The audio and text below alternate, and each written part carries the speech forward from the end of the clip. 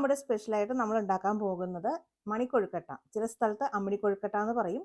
നല്ല അടിപൊളി ഐറ്റമാണ് കേട്ടോ. ഇത് നമുക്ക് ബ്രേക്ക്ഫാസ്റ്റ് ആയിട്ടും ലഞ്ചായിട്ടും ഡിന്നറായിട്ടും സ്നാക്സ് ആയിട്ടും എങ്ങനെ വേണമെങ്കിലും നമ്മുടെ ഇഷ്ടമനുസരിച്ച് നമുക്ക് കഴിക്കാം. അപ്പോൾ ഇതിനു വേണ്ടി ഞാൻ ഇവിടെ എടുത്തിരിക്കുന്നത് 2 കപ്പ് വറുത്ത അരിപ്പൊടിയാണ് കേട്ടോ. വറുക്കാത്ത അരിപ്പൊടി വെച്ചിട്ട് നമുക്കിത് തയ്യാറാക്കാം. പിന്നെ ഇതിലേക്ക് പാകത്തിനുള്ള ഉപ്പിട്ട് കൊടുക്കാം. ഞാനൊരു 3/4 ടീസ്പൂണോളം ഉപ്പ് ചേർത്ത് കൊടുത്തിട്ടുണ്ട്. പിന്നെ വേണ്ടത് നെയ്യാണ്. 1 ടീസ്പൂൺ നെയ്യ് കൂടി ഇതിലേക്ക് ചേർത്ത് കൊടുത്തിട്ടുണ്ട്. ഇനി ഇത് നന്നായിട്ടൊന്ന് മിക്സ് ആക്കി കൊടുക്കാം. നെയ്യും ഉപ്പും കൂടെ പൊടിയുടെ എല്ലാ ഭാഗത്തും എത്തുന്ന പോലെ നല്ല രീതിക്ക് ഇതൊന്ന് മിക്സ് ആക്കി എടുക്കുക. ഈ സമയം കൊണ്ട് ഞാൻ ഇതിലേക്ക് ആവശ്യമുള്ള വെള്ളം ഒന്ന് തിളപ്പിക്കാൻ വെച്ചിട്ടുണ്ട്. ഇപ്പോൾ 2 കപ്പ് പൊടി എടുക്കുമ്പോൾ നമുക്ക് ഏകദേശം ഒരു 2.25 അല്ലെങ്കിൽ 2.5 കപ്പോളം വെള്ളം വേണ്ടി വരും. ചില പൊടികളുടെ വറവനുസരിച്ച് വെള്ളത്തിൻ്റെ അളവിൽ വ്യത്യാസം വരാം. അപ്പോൾ ഞാൻ കുറച്ച് കൂടുതൽ വെള്ളം ഇതുപോലെ കെറ്റിലിൽ തിളപ്പിച്ചിട്ടുണ്ട്. എന്നിട്ട് പാകത്തിന് ഒഴിച്ചു കൊടുത്തിട്ട് നല്ലതുപോലെ ഇതുപോലെ മിക്സ് ആക്കി എടുക്കുകയാണ് കേട്ടോ ചെയ്യുന്നത്. നിങ്ങൾക്ക് വേണമെന്നുണ്ടെങ്കിൽ വെള്ളം കറക്റ്റ് അളവിൽ അളന്നെടുത്തിട്ട് തിളപ്പിച്ചിട്ട് അതിലേക്ക് പൊടി ഇട്ടിട്ട് വേണമെങ്കിലും വാട്ടിയെടുക്കാം. അതിനേക്കാളും കുറച്ചുകൂടെ ഈസി കൂടുതൽ വെള്ളം ഇതുപോലെ കെറ്റിലോ അല്ലാന്നുണ്ടെങ്കിൽ പാത്രത്തിലോ തിളപ്പിച്ചിട്ട് പാകത്തിന് ഒഴിച്ചു കൊടുത്തിട്ട് ഇതുപോലെ മിക്സ് ചെയ്തെടുക്കുന്നതായിരിക്കും നല്ലത്. പൊടി നല്ലപോലെ വെന്ത് കിട്ടണം. ഇതുപോലെ നമ്മൾ കയ്യിലെടുത്തിട്ട് ഇങ്ങനെ ഞെക്കി നോക്കുമ്പോൾ ഒട്ടും കയ്യിൽ ഒട്ടി പിടിക്കാത്ത രീതിയിൽ വെന്ത് കിട്ടണം. ഇനി ഇത് നമുക്ക് ഒരു 5 മിനിറ്റ് നേരം ഒന്ന് അടച്ചു മാറ്റി വെക്കാം. അപ്പോൾ 5 മിനിറ്റ് കഴിഞ്ഞിട്ടുണ്ട്. ഇനി നമുക്കിതൊന്ന് കുഴച്ചെടുക്കാം. അപ്പോൾ ആദ്യം ഞാൻ ഇതുപോലെ ഒരു കപ്പ് വെച്ചിട്ടൊന്ന് ചൂട് ബാലൻസ് ആവാൻ വേണ്ടിയിട്ട് ഇതേപോലെ ഒന്ന് കുഴച്ചെടുക്കുകയാണ് കേട്ടോ. അങ്ങനെയാണെങ്കിൽ നമുക്ക് വളരെ ഈസി ആയിട്ട് ഇത് കുഴച്ചെടുക്കാൻ പറ്റും. ഇനി കയ്യിൽ കുറച്ച് എണ്ണ ഒന്ന് തടവി കൊടുക്കുക. എന്നിട്ട് നല്ലതുപോലെ നമ്മൾ പത്തിരിക്കൊക്കെ പൊടി കുഴച്ചെടുക്കുന്ന രീതിക്ക് തന്നെ ഒന്ന് കുഴച്ചെടുക്കുക. അപ്പോൾ ഞാനൊരു വലിയ പാത്രത്തിലേക്ക് ഇതൊന്ന് മാറ്റി കൊടുക്കുകയാണ്. അപ്പോൾ നമ്മൾ നോക്കുമ്പോൾ പൊടി അടിവശമൊക്കെ ഒന്ന് നനയാത്ത പോലെയൊക്കെ തോന്നും. പക്ഷേ അത് പ്രശ്നമൊന്നുമില്ല. നന്നായിട്ട് കുഴച്ചെടുക്കുമ്പോഴേക്കും നല്ല കറക്റ്റായിട്ട് തന്നെ വന്നോളും. നല്ല സ്മൂത്തായിട്ട് വേണം പൊടി നമ്മൾ കുഴച്ചെടുക്കാനായിട്ട്. അത് മാത്രം ഒന്ന് ശ്രദ്ധിച്ചാൽ മതി. അപ്പം മാവ് ഞാൻ നന്നായിട്ട് കുഴച്ച് നല്ല സോഫ്റ്റാക്കി എടുത്തിട്ടുണ്ട്. വേണമെന്നുണ്ടെങ്കിൽ കയ്യിൽ ഒരു ഇത്തിരിയും കൂടെ എണ്ണ ഇതുപോലെ ഒന്ന് തടവി കൊടുക്കുക. എന്നിട്ട് ഒരല്പം മാവ് എടുത്തിട്ട് കൈ വെച്ചിട്ട് നല്ലതുപോലെ ഇതൊന്ന് ഉരുട്ടിയെടുക്കുക. ചെറിയ സൈസിൽ ഉരുട്ടിയെടുക്കുന്നതായിരിക്കും കേട്ടോ നല്ലത്. അപ്പോൾ ഈ ഒരു സൈസിൽ ഞാനിവിടെ ഉരുട്ടിയെടുക്കുന്നുണ്ട്. അപ്പോൾ ഇതിൽ ചെറുതാണെങ്കിലും കുഴപ്പമില്ല. ഇതിൽ കൂടിയ സൈസിൽ വേണ്ട കേട്ടോ. ചെറിയ ചെറിയ ബോൾസ് ആയിട്ട് നമുക്ക് ഉരുട്ടിയെടുക്കുകയാണ് ചെയ്യേണ്ടത്.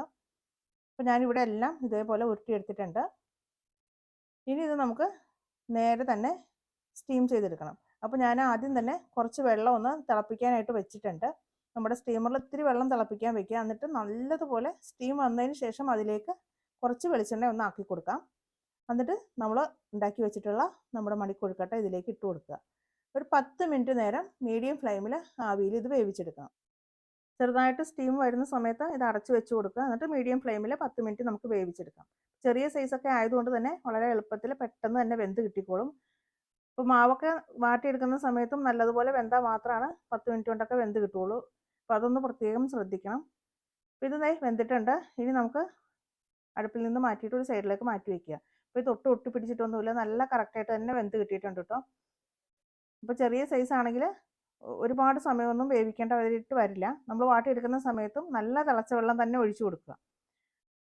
ഇനി ഇതൊരു സൈഡിലേക്ക് മാറ്റി വെച്ചിട്ട് നമുക്ക് ഇതിൻ്റെ അരപ്പൊന്ന് തയ്യാറാക്കി എടുക്കാം. അപ്പോൾ മിക്സിയുടെ ചെറിയ ജാർ എടുത്തിട്ടുണ്ട്. അതിലേക്ക് ഞാൻ ഒരു 10 കാന്താരി മുളക് എടുത്തിട്ടുണ്ട് കേട്ടോ. അപ്പോൾ കാന്താരി മുളകിന് പകരം പച്ചമുളക് എടുത്താലും മതി. കാന്താരി മുളക് ഉണ്ടെങ്കിൽ അങ്ങനെ തന്നെ എടുക്കുക. പച്ചയാണെങ്കിൽ കുറച്ചുകൂടെ നല്ലതായിരിക്കും. അപ്പോൾ ഇതിലേക്ക് ഒരു 3 തണ്ട് കറിവേപ്പില ഇട്ട് കൊടുക്കുക. പിന്നെ വേണ്ടത് തേങ്ങയാണ്. 2 കൈപ്പിടി തേങ്ങ ഇതിലേക്ക് ചേർത്ത് കൊടുക്കുന്നുണ്ട് കേട്ടോ. ഇനി ഇതൊന്ന് ക്രഷ് ചെയ്തെടുക്കണം. അപ്പോൾ ഒന്ന് ഒതുക്കിയെടുത്താൽ മതി. അപ്പോൾ നമ്മൾ മിക്സിയുടെ പൾസ് ബട്ടൺ ഓൺ ആക്കിയിട്ട് ഒന്ന് ചതച്ചെടുക്കുക. അങ്ങനെ നമ്മൾ പറയില്ലേ, ആ ഒരു രീതിക്ക് ഇത് ചതച്ചെടുക്കാം. പിന്നെ ഒരു പാൻ ചൂടാക്കാൻ വെച്ചിട്ടുണ്ട്. ഇതിലേക്ക് 2 ടേബിൾ സ്പൂൺ വെളിച്ചെണ്ണ ഒഴിച്ചു കൊടുക്കുക. പാൻ നന്നായിട്ട് ചൂടായതിന് ശേഷം 2 ടേബിൾ സ്പൂൺ വെളിച്ചെണ്ണ ഒഴിച്ചു കൊടുക്കുക. അതിനുശേഷം ഇതിലേക്ക് 2 ടീസ്പൂണോളം കടുക് ഇട്ട് കൊടുക്കുക. കടുക് നന്നായിട്ടൊന്ന് പൊട്ടി വരട്ടെ. ആ സമയത്ത് ഇതിലേക്ക് 1 ടീസ്പൂൺ ഉഴുന്ന് കൂടെ ചേർത്ത് കൊടുക്കാം. മുഴുവനോടുള്ള ഉഴുന്നാണ് കേട്ടോ ഞാനിപ്പോൾ ഇതിലേക്ക് ചേർത്ത് കൊടുക്കുന്നത്. ഉഴുന്ന് നന്നായിട്ടൊന്ന് മൂത്ത് ഒന്ന് കളർ മാറി വരണം. അപ്പോൾ ചെറിയ തീയിൽ വെച്ചിട്ട് ഒന്ന് ഇളക്കി കൊടുക്കുക. ഉഴുന്നിൻ്റെ കളറൊന്ന് മാറി വരുന്ന സമയത്ത് ഇതിലേക്ക് ഇത്തിരി കറിവേപ്പില ഇട്ട് കൊടുക്കുക. കറിവേപ്പില ഒന്ന് മൂത്ത് വരട്ടെ. ഇനി ഇതിലേക്ക് വട്ടത്തിൽ അരിഞ്ഞ് വെച്ചിട്ടുള്ള 5-6 ചെറിയ ഉള്ളി അതുകൂടി ഇട്ട് കൊടുക്കുക കേട്ടോ. ചെറിയ ഉള്ളി നല്ലതുപോലെ ഒന്ന് മൊരിഞ്ഞ് നല്ല ഗോൾഡൻ കളറായി വരണം. അപ്പോൾ നന്നായിട്ടൊന്ന് ഇളക്കി കൊടുക്കാം. ചെറിയ ഉള്ളിയുടെ കളറൊക്കെ ഒന്ന് മാറി വരുന്ന സമയത്ത് നമുക്കിതിലേക്ക് 3-4 വറ്റൽമുളക് ചെറുതായിട്ട് മുറിച്ചതും കൂടി ഇട്ട് കൊടുക്കാം. അപ്പോൾ ഈ സമയത്ത് നമ്മൾ വറ്റൽമുളക് ചേർത്തത് എന്താണെന്ന് വെച്ചാൽ കളർ അധികം മാറിപ്പോവാതിരിക്കാൻ വേണ്ടിയിട്ടാണ് കേട്ടോ. അപ്പോൾ നമ്മൾ ഉഴുന്ന് ചേർത്ത ഉടനെ വേണമെങ്കിൽ ചേർക്കാം. അപ്പോൾ വല്ലാണ്ട് ഡാർക്ക് ആയിട്ട് കളറായി പോവും. അപ്പോൾ അങ്ങനെ വരാതിരിക്കാൻ വേണ്ടിയിട്ടാണ് ഈ സമയത്ത് ചേർത്ത് കൊടുത്തത്. അപ്പോൾ വറ്റൽമുളകും ചേർത്ത് നന്നായിട്ടൊന്ന് മൂത്തതിന് ശേഷം നമ്മൾ ഒതുക്കി വെച്ചിട്ടുള്ള തേങ്ങയുടെ കൂട്ട് ഇതിലേക്ക് ഇട്ട് കൊടുക്കുക. പച്ചമണം മാറുന്നത് വരെ ഒന്ന് വഴറ്റി കൊടുക്കണം. അപ്പോൾ ഈ ഒരു കൂട്ടിലേക്ക് ആവശ്യത്തിനുള്ള ഉപ്പ് കൂടി ഇതിലേക്ക് ഈ സമയത്ത് ചേർത്ത് കൊടുക്കുക കേട്ടോ. നമ്മൾ കൊഴുക്കട്ടയിൽ ഉപ്പ് ചേർത്തിട്ടുണ്ട്. അപ്പോൾ നോക്കിയിട്ട് പാകത്തിനുള്ള ഉപ്പ് മാത്രം ചേർത്ത് കൊടുക്കുക. നന്നായിട്ടൊന്ന് മിക്സാക്കി കൊടുക്കുക. തേങ്ങയുടെ കൂട്ട് ഈ വെളിച്ചെണ്ണ കിടന്ന് നന്നായിട്ടൊന്ന് മൂത്ത് വരട്ടെ. ഇനി നമ്മൾ ഇതിലേക്ക് നമ്മുടെ കൊഴുക്കട്ട ചേർത്ത് കൊടുക്കുകയാണ് കേട്ടോ. അപ്പോൾ ഇതിലേക്ക് ഇതുപോലെ ഇങ്ങനെ കുടഞ്ഞിട്ട് കൊടുത്താൽ മതി. ഞാൻ പറഞ്ഞില്ലേ ഒട്ടും തന്നെ ഒട്ടിപ്പിടിച്ചിട്ടില്ല. കുറച്ച് തണുത്ത് കഴിയുമ്പോഴത്തേക്കും നല്ല കറക്റ്റായിട്ട് ഇതുപോലെ ഓരോന്നോരോന്നായിട്ട് വിട്ട് വന്നോളും. ഇനി ഒട്ടും പൊട്ടി പോവാതെ ശ്രദ്ധിച്ചിട്ട് നന്നായിട്ട് മിക്സാക്കി കൊടുക്കുക. ഈ മസാലക്കൂട്ടിലേക്ക് നന്നായിട്ട് കൊഴുക്കട്ട പൊതിഞ്ഞ് കിട്ടുന്ന രീതിയിൽ ഒന്ന് മിക്സാക്കി എടുക്കണം. ഇതിൽ നിങ്ങൾക്ക് ചെറിയ ജീരകത്തിൻ്റെ ടേസ്റ്റ് വേണമെന്നുണ്ടെങ്കിൽ നമ്മൾ ഉഴുന്ന് പൊട്ടിക്കുന്ന സമയത്ത് 1 ടീസ്പൂൺ ചേർത്തിട്ട് അതുകൂടി ഒന്ന് മൂപ്പിച്ചെടുത്താൽ മതി. അപ്പോൾ ഞാനത് ചേർത്തിട്ടില്ല. എനിക്ക് ആ ടേസ്റ്റ് ഒരു ഇഷ്ടമില്ലാത്തതുകൊണ്ടാണ് കേട്ടോ. ഇനി നമ്മൾ ഫ്രഷ് ആയിട്ടുള്ള തേങ്ങ ഒരു പിടിയും കൂടെ ചേർത്തിട്ട് നന്നായിട്ടൊന്ന് മിക്സാക്കി കൊടുക്കുകയാണ്. അപ്പോൾ പച്ചക്കുള്ള ഈ തേങ്ങയും കൂടെ ചേർത്ത് കഴിയുമ്പോൾ ഒരു പ്രത്യേക ടേസ്റ്റാണ് കേട്ടോ. ഈ സമയത്ത് വേണമെന്നുണ്ടെങ്കിൽ ഇത്തിരി കായപ്പൊടിയും കൂടെ വേണമെങ്കിൽ ചേർക്കാം. പക്ഷേ അതിൻ്റെ ഒന്നും ആവശ്യമില്ല. അല്ലാതെ തന്നെ ഇത് നല്ല ഒരു അടിപൊളി ടേസ്റ്റാണ് കേട്ടോ. അപ്പോൾ ഓരോരുത്തരുടെയും ടേസ്റ്റ് അനുസരിച്ച് നിങ്ങൾക്ക് ഇതിൽ വ്യത്യാസം വരുത്താം. അപ്പോൾ എൻ്റെ ഒരു ടേസ്റ്റ് അനുസരിച്ചിട്ടുള്ള രീതിയാണ് കേട്ടോ ഞാൻ നിങ്ങളുമായിട്ട് ഇത് ഷെയർ ചെയ്തിട്ടുള്ളത്. അപ്പോൾ ഇത് നമുക്ക് വേണമെന്നുണ്ടെങ്കിൽ കറി കൂട്ടി കഴിക്കാം. ഇല്ലാന്നുണ്ടെങ്കിൽ വെറുതെ ചായയുടെ കൂടെ കഴിക്കാനും നല്ല അടിപൊളി ടേസ്റ്റാണ് കേട്ടോ. അപ്പോൾ ഇത് ബീഫ് കറിയുടെ കൂടെ ചിക്കൻ കറിയുടെ കൂടെ അല്ലെങ്കിൽ മീൻ കറിയുടെ കൂടെ ഒക്കെ നല്ല അടിപൊളി ടേസ്റ്റാണ്. ഇപ്പോൾ ഒന്നും ഇല്ലാന്നുണ്ടെങ്കിൽ കുറച്ച് ചമ്മന്തി ഉണ്ടാക്കിയിട്ട് അതിൽ കഴിക്കാനും നല്ല അടിപൊളിയാണ് കേട്ടോ. അപ്പോൾ ഈസി ആയിട്ട് ഉണ്ടാക്കിയെടുക്കാൻ പറ്റിയതാണ്. അപ്പോൾ എല്ലാവർക്കും ഇഷ്ടമായിട്ടുണ്ടാവും എന്ന് തന്നെ വിചാരിക്കുന്നു. അപ്പോൾ എല്ലാവരും ഉറപ്പായിട്ട് ഇത് ട്രൈ ചെയ്ത് നോക്കുക. ട്രൈ ചെയ്ത് നോക്കിയിട്ട് അഭിപ്രായങ്ങൾ അറിയിക്കാനും മാക്സിമം വീഡിയോ ഷെയർ ചെയ്ത് നമ്മളെ സപ്പോർട്ട് ചെയ്യാനും മടിക്കല്ലേ.